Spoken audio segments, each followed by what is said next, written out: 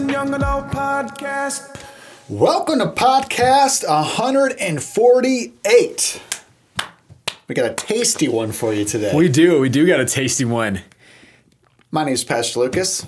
That's right. My name is Pastor Aaron. And we have decided to do a much better job at introducing ourselves. Yeah. We have been trying to do that for a few weeks, but this week it got serious because I wrote it on the board. It's on the board. That means it's got to get done. I am the executive pastor here at Cornerstone Church. I also do a few other things. Run the Young Adults Ministry, creative team, so on and so forth. Yeah. And I'm the youth pastor, and I also run our transportation ministry, which is doing awesome. So a lot of fun stuff. I love being youth pastor. I feel like a lot of times people, like statistically, I think the average time that people are a youth pastor is less than 3 years. Yeah, it's like 26 months or something like that. okay. I was even going to say less than 2 years. Maybe it is. It could have changed. But I've been youth pastor for 5 years now, and I love it. Yeah. It's amazing. Well, you're doing a fantastic job. And we've got a tasty podcast for you today. We do. I'm excited about this one. Me too. We're going to taste test healthy treats. Healthy treats. Yes. Which some of these I've never even heard of before. Two of these I've never heard of. And so we've got, let's see here. Joyride. Joyrides. Joyride. Oh, yeah. All right. Sour watermelon wedges, 80% less sugar. This actually is claiming 4 grams of sugar, no junk, amazing taste, plant-based candy. That's Joyride. You want to do this one first? Yeah, let's do it. There you go. All right. Have you had this before? I've never had Joyride before. I've had this. Oh, I got 2. It's okay. It's all right. We're going to go for it. Gotta go for it. So, yeah, I've never had Joyride before. I have seen them all over the internet, but I've never had one. You know what? Maybe we should push away the microphones because it's just sound just disgusting of chewing. That's good. That is good. I've had this before. That's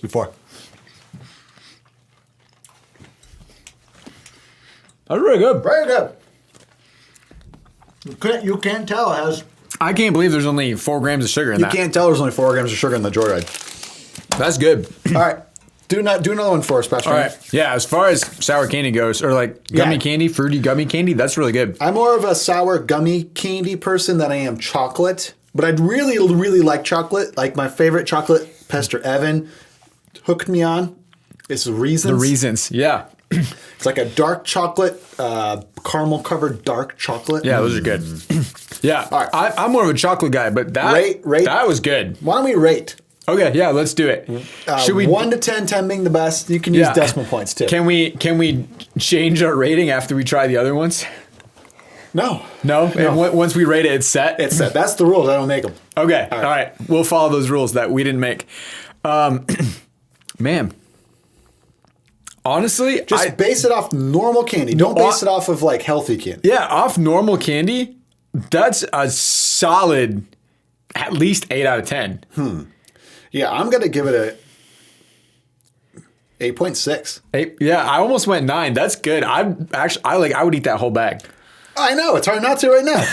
All right, introduce our next one and pose for the camera as if I have to do a screenshot for the thumbnail. All right. This is called... Because I do. This one is Smart Sweets, and it is new and improved. So it's got that going for it. Smart Sweets. It says kick sugar, keep candy, and it has only 3 grams of sugar per bag. So Nice pose. Let's see what it's gonna be. Yeah. So this has 1 less gram of sugar. Oh, and these are like little characters. There's different flavors. Okay, I'm gonna go with green. It's like a dude with a hat on. Yeah. So I'm gonna go with the green. This looks like a knockoff Sour Patch Kid. I'm gonna go with red. All right. It does look like a knockoff.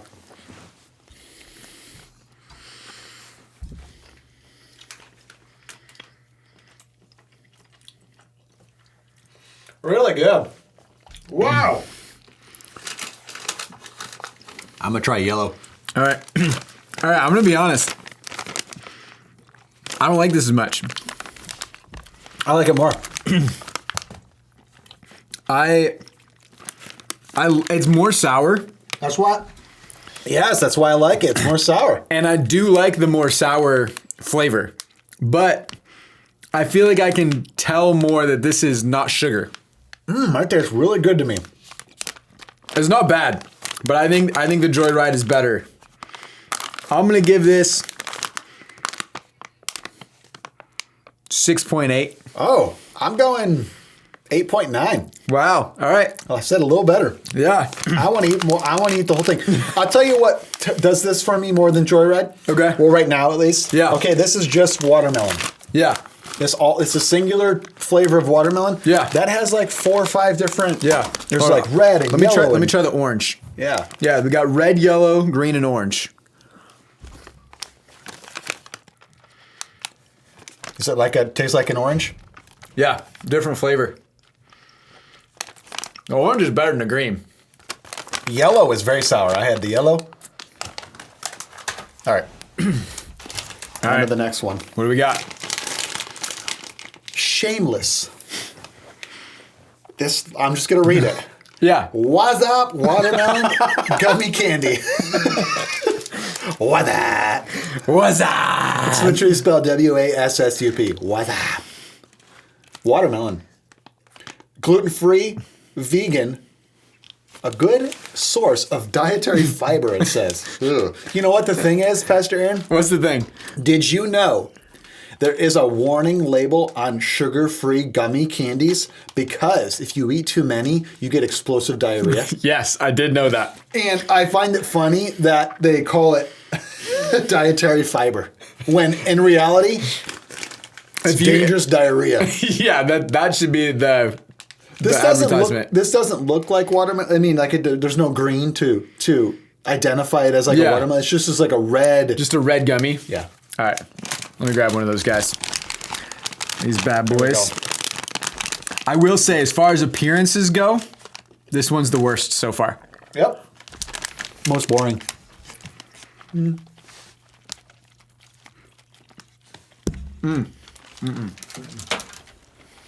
Nope. That one's the worst. Yeah, that's bad. I don't know how much sugar's in it. Shameless should be ashamed of I was themselves. just gonna say they should be ashamed. So we've had Joyride, Smart Sweet, and Shameless. And that's a 4.2. Yeah, I was gonna say a 4 out of 10. 4 out of 10. Yeah, the Smart Sweet and the Joyride was way better. All right, we got another Last one. Smart Sweets. This one is Tropical Sours, plant-based candy. Again, only 3 grams of sugar. I want to see, the other one had, oh yeah, okay, we got flavors. Lime Twist, Pineapple Orange, Tropical Punch. All right. I'm going to try the lime. These are little, I'm guessing orange is pineapple orange, so I'm gonna try that one. I'm going for a green one here. I'm a big lime guy. Smells tropical. Mm-hmm.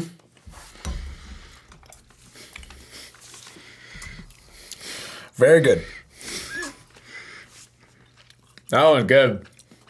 You like the... Yeah, give me another one of them. I want to try the green one. that lime is like real lime. How would they do this? Very good. Fruit punch. Oh, What in the world? I just been Hawaiian punched in the face. dude, that lime? I told you, dude. What is this character? What is the character here? There's supposed to be flowers or something. It doesn't look It like doesn't a look flower. like it, but okay. It looks like an ugly Christmas tree. Dude, the only unfortunate, here's the one bad thing about that bag. It only had like 2 greens. Or 3 It's greens. small. There's not much in it. How many green ones did you eat? One. Oh, yeah, I ate one. I don't think there's any more left. You're right. Whoever packaged this one messed up. But Yeah, there was only 2 green in there. that green, that was one of the best pieces of fruity candy that I've ever had. Yeah, I know. That was good. I'm going back to this Sour Patch Kid. That's not a Sour Patch Kid because... Yeah. Okay, dude, that Smart Sweet, Yeah. Okay. that, Smart Sweet? yeah. Okay. This one's the best. I gave this one a... You gave that one an 8-9. I like that one better. Okay. I'm going to give this one, this is a 9 out of 10 for me. That's an 8 point... that's an 8.8 for me. Okay. Because I like the flavors of the... Yeah. Well, this Smart Sweet better. What are the flavors on that one? It says it on the back. Okay. I like... Okay. Berry. Blue raspberry. Lime. Lemon. Orange. Okay. So there's more flavor options. There's in this more one. flavor options in that one. And so, yeah. And I thought it tasted a little better. That was more of a tropical... Yeah, this is a little more tropical flavor. Yeah, tropical theme. It says actually on there tropical... Yeah, it says tropical sours. This so just says Sour Blast Buddies. So, my favorite was Sour Blast Buddies. Your favorite was the tropical. the tropical. Yeah. So, I'm going to break... So, 8.8, right? That's what Yeah. I said? And then Yeah. you said 9? I said 9. All right, this one's my favorite right here. I specifically the green one was, like I said, maybe one of the best sour candies that I've ever had. Let me just say this. All everybody listening out there. It makes no sense to go to the store and not buy this. Like if you're going to go buy candy for the movies or for Yeah. whatever, I don't know. Yeah. No.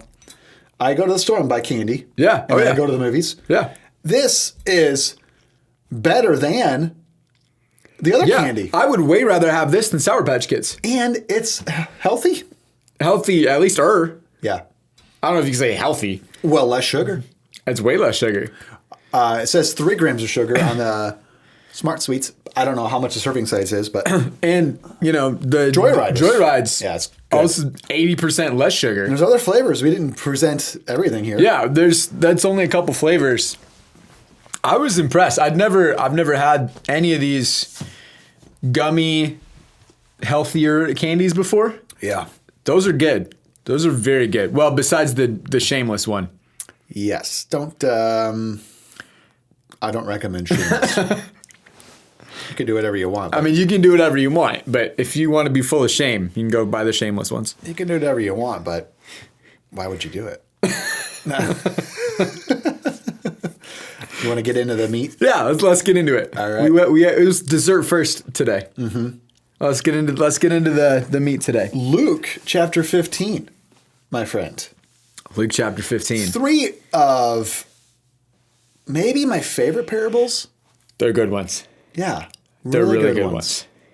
And they're specifically, though, these parables are about taking the time to go after the one. Yeah.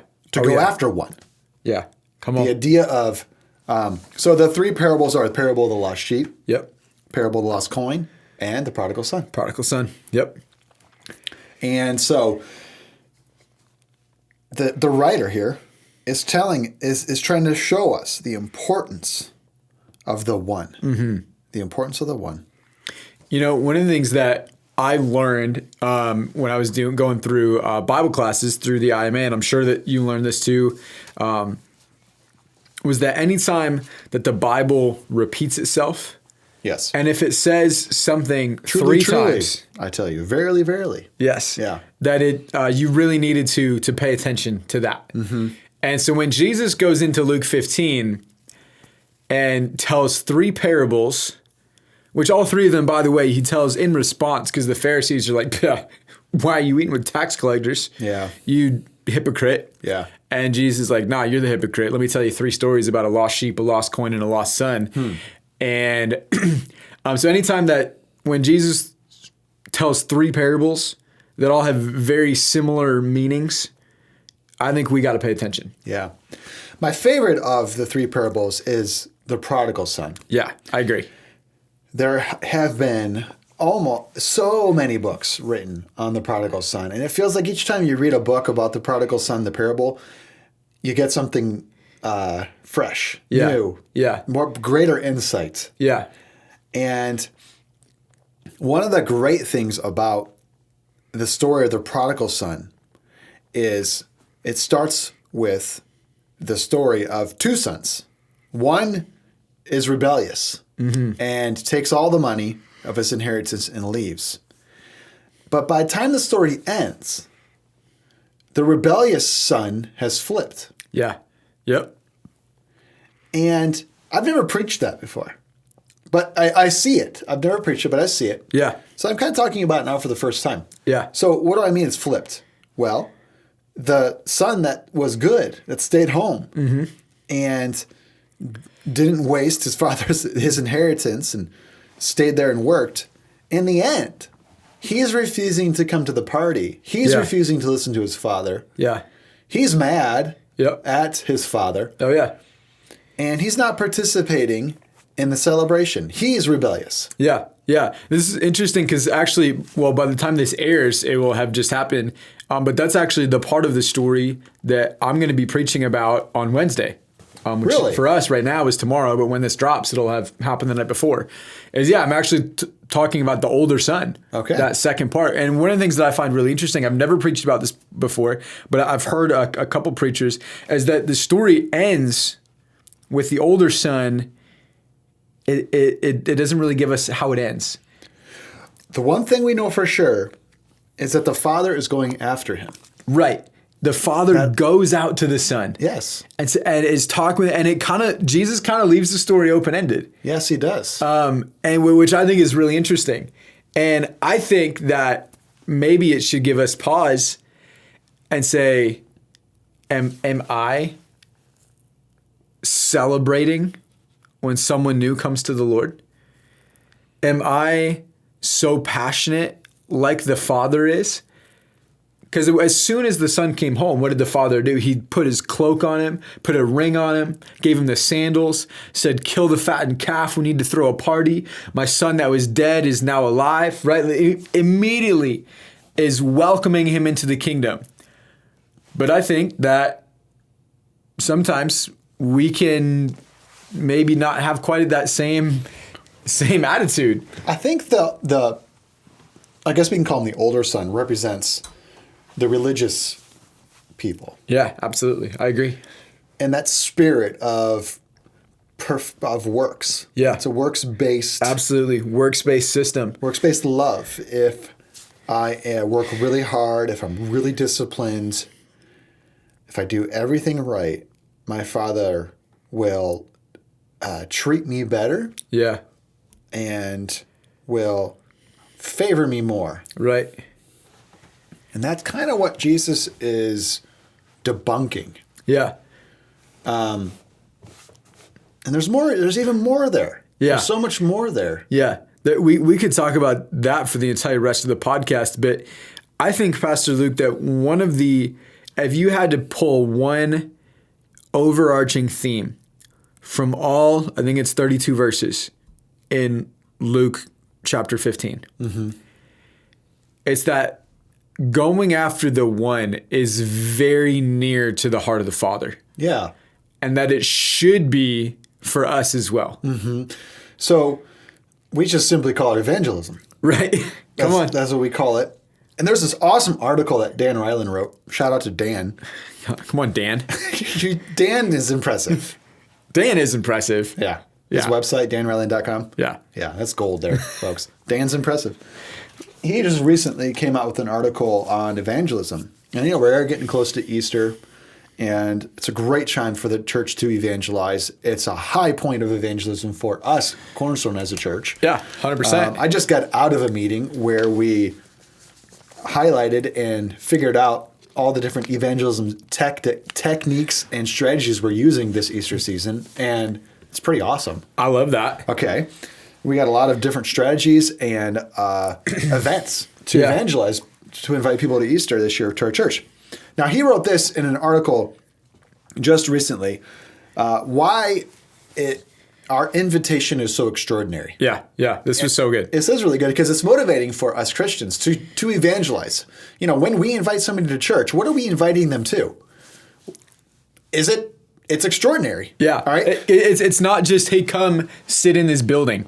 You know what I'm saying? Like, absolutely. It's way more than that. So, Yeah. so check this out. He lists 8 things really quickly. Yeah. About why our invitation is extraordinary. Yeah, and I'll this just was so good. say them really quickly. Number 1, it's about meaningful relationship and community. Whew, come on. That's what we're inviting people to. Number 2, it's an opportunity for a changed life and a better way to live. Let's go. It's number 3, it brings answers to unanswered questions. Come on. Number 4, it helps make sense of a world that doesn't make sense. Uh-huh. Number 5, it offers joy instead of sadness. Come on. Hop on the joyride. Say, get on the joyride. No pun intended.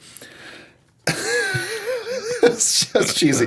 Number 6, it's an invitation to purpose and meaning rather than random hopelessness. Ooh, that one's so good. Number 7, it offers freedom from what holds you captive. Number 8, it presents truth rather than confusion. Come on, somebody. That's why our invitation is so extraordinary. And I believe if we, the church, understood what our invitation means, we would be inviting more often. Yeah. Yeah. And I think that we can sometimes think that it can be really intimidating. And sometimes it can be. Yeah, well, you know what? Let's not sugarcoat it here. It is intimidating. Yeah.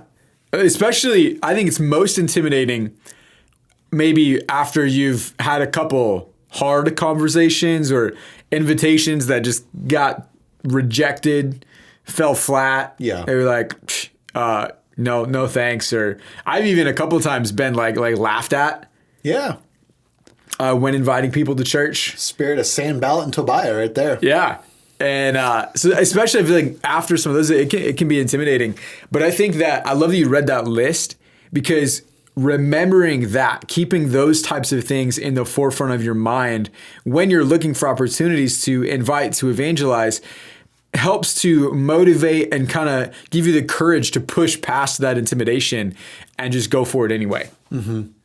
Many people in the Bible had this spirit of going after the one. Mm-hmm. Right early on in Samuel, 1st and 2nd Samuel, David is introduced onto the scene, and we see clearly a mighty champion willing to kill a lion and a bear. Yeah. To protect, we don't know, let's just assume a sheep. Yeah.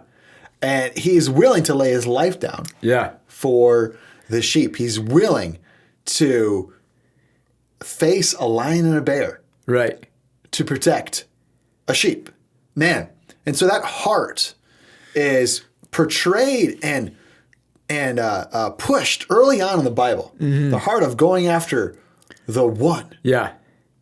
Yeah. You know, what's interesting with David is he does it when he's telling King Saul when a bear would come into the herd and grab a sheep, I would strike it down or chase it down and grab the sheep from its mouth, and then I would strike the bear, which is crazy. But think about the correlation to then what Jesus did in Luke chapter 15, or the picture that he paints in Luke chapter 15. He's got 99 sheep. Yes. Yeah. I mean, that's a lot of sheep. That's a lot. That's enough, right? Yeah. You would think he'd be like, yeah, I got 99. Yeah, what's one? What's one? I'll breed better next year. Like I'll replace him in the herd next year with, But he says, no, of course. Like he paints this picture like it's so obvious. Of course I would leave the 99 that are safe in the sheep pen to go after the one. Mm-hmm. And I think that that's such a great depiction of the heart of God, of how desperate, no, I don't know if desperate is the right word, but how passionate Jesus is and the Father is about seeing people brought into the kingdom of God. Well, let's try to convince them even further. Because Jesus first uses the idea of sheep, which honestly, of all of the things, that's not something that I would care about personally. Yeah. Maybe if he said like you had a couple dogs and one of them got lost, you'd go after it. I could Right. see that as just, my American culture. But the next parable strikes more of a chord with me. Yeah. And actually, Jesus does a great job here at starting kind of at a low level of just sheep. Yeah. Then he goes up a little bit with I would say like desire, passion, desire, whatever you want to call it. He talks about money. Yeah. And I suppose there's a lady that's got 10 coins. Yeah. Now, you're like, 10 coins. What's 10 coins? Well, let's just assume each coin is worth 1 year's wage. Yeah. Right.